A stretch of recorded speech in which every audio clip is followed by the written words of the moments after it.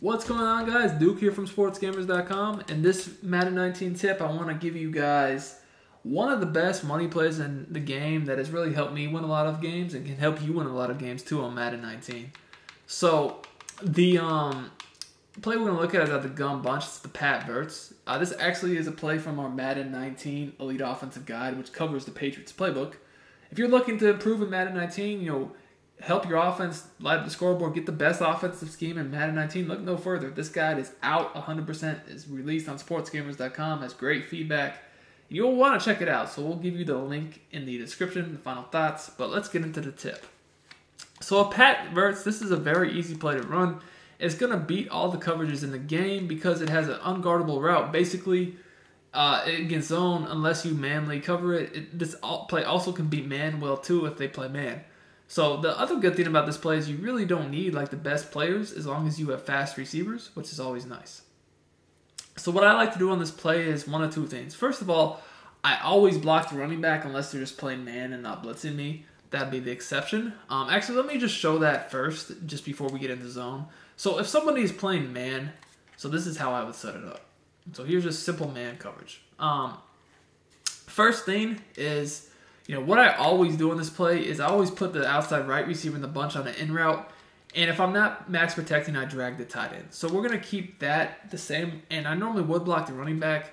But against man, I don't really do that because that is actually a pretty good man beater. Especially if you have a fast running back, as you can see here. He was able to get good separation. And that is actually a linebacker on the Falcons that has like 90 speed. He's a backup. Number 54, but I think he has 90 or something. He has very high speed. So even with, 90, 54. Even with that, real good linebacker on him, you can see what I mean. Why I actually do keep that route if they're playing man, because it's just a good man beater, right? Now the tight end was also wide open. The crossing route normally gets more separation on man. I guess, than it did here. Obviously, the better your players, the more separation. But, between the tight end and the running back, they're pretty much guaranteed to get open on man. Sometimes the in route does, sometimes it doesn't. The crossing route is pretty good against man. The streak really is, it's not going to get open against man if they have the safeties over the top. The streak is really just used for zone, but you have two guaranteed, 2 to 3 guaranteed reads against man against play between the tight end and the running back. And most of the time, the crossing route, this crossing route is angled slightly different than some other ones that are a little bit better against man, but it still is just so money against zone. And because of how good the running back and tight end do against man, even if the crossing route doesn't get open 100% of the time, it doesn't really matter much because the other routes are so good against man. Here's man one more time, and just to show, a different route than the running back. You can see, look how open the tight end got. So between that and the running back, how fast they get open. And then, like I said, the crossing route does do a pretty good job generally against man. It's just not going to get wild separation like some of the other ones do in this game. That still was good separation. If I waited long enough, I could have completed that for sure. Alright, anyways, let's get back to zone. So, like I said, the streak to Julio Jones is really more than anything just to clear out the zone coverage. So if there's a deep zone, any sort of deep zone, cover 3, cover 4, even like an inverted deep zone, it's going to clear that guy out, which makes space for the crossing route. So like I said, against zone, I always at least block the running back, if not max protect, and I always in route the receiver that's running the wheel route. I want to motion him like 2 to 3 steps and snap the ball. So what you're going to notice here is just like I said, literally unless they basically manly guard this crossing route, is there's no zone that's going to stop it. Even if they're in match and they try to basically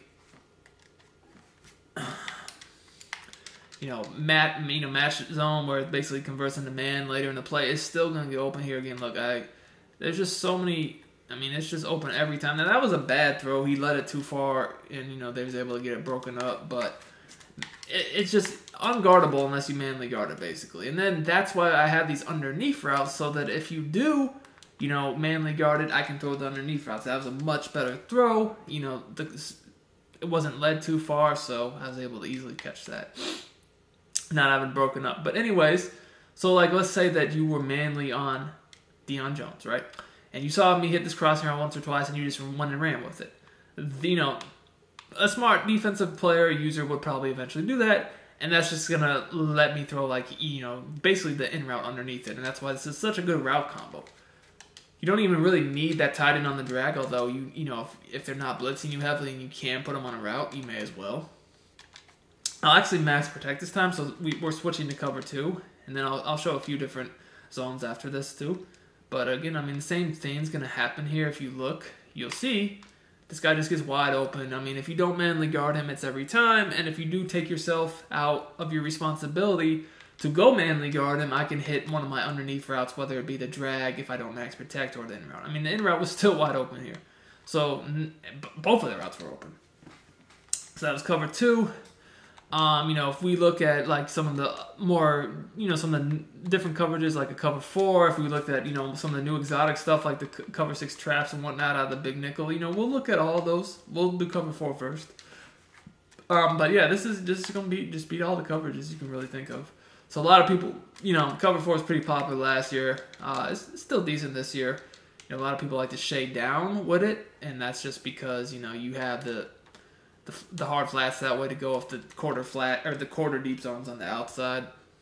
Again, you can see literally if you do not manly guard this route, it will be open every time, and if you do, that's when you leave the underneath open. Mostly the in route that we motion.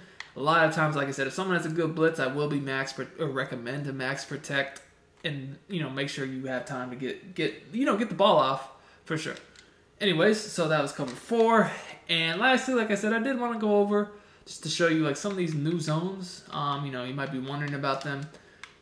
You know, a lot of them have a lot of match rules built into them, which means that, like I said, basically match its zone, but against certain route combinations, it will basically turn into man in the middle of the play. So like cover 6 trap, why not? Let's look at that. So basically, that's what we're going to look at.